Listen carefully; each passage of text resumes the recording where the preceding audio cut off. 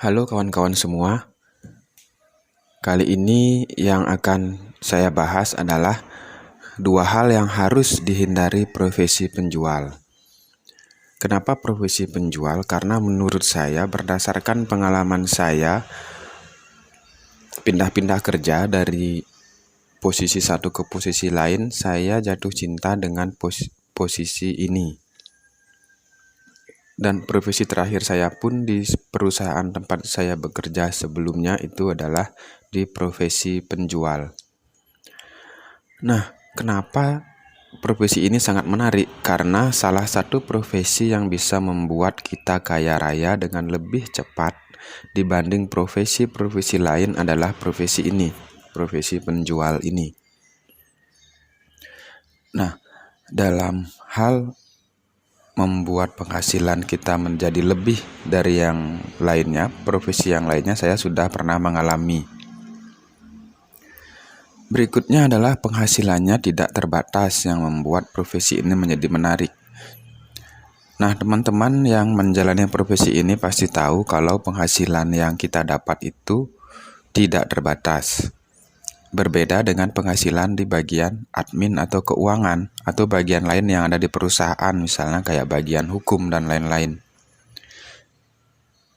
Penghasilannya di profesi penjual ini tidak terbatas. Dan waktunya juga fleksibel. Nah, selain penghasilannya yang tidak terbatas, seorang penjual juga memiliki waktu yang fleksibel, kawan-kawan. Jam kerjanya bisa kita atur sesuai kebutuhan konsumen. Nah, cuma jam kerja yang fleksibel ini kerap menjerumuskan profesi penjual menjadi malas karena tidak ada yang mengontrol selama 24 jam. Karena hal yang sering terjadi adalah supervisor kita atau kepala cabang kita di kantor itu biasanya hanya maksimal sampai jam 7 malam untuk mengontrol segala kegiatan kita. Nah, jadi saya balik lagi, waktunya fleksibel. Nah, apa saja hal-hal yang harus dihindari oleh profesi penjual itu? Yang pertama adalah malas. Malas ini adalah hal yang sangat akrab dengan seorang penjual yang tidak fokus bekerja. Jadi waktu yang fleksibel dan tidak terlalu mengikat ini kerap membuat seorang penjual itu menunda pekerjaan yang berakibat tidak selesainya pekerjaan tepat waktu. Ujung-ujungnya adalah target kita yang tidak tercapai. Jadi rasa malas ini adalah musuhnya para penjual. Berikutnya adalah pekerjaan lain.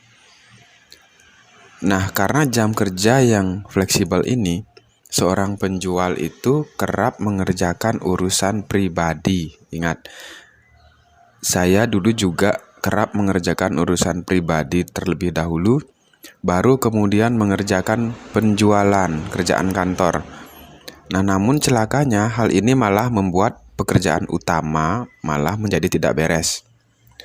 Nah, jadi saran saya jika Anda seorang penjual dan ingin sukses dan kaya raya dari hasil profesi penjual, fokuslah bekerja. Utamakan dulu pekerjaan di kantor Anda. Baru kemudian Anda bisa boleh mengerjakan pekerjaan lain di luar pekerjaan kantor. Karena berdasarkan pengalaman, pekerjaan lain yang kita miliki ini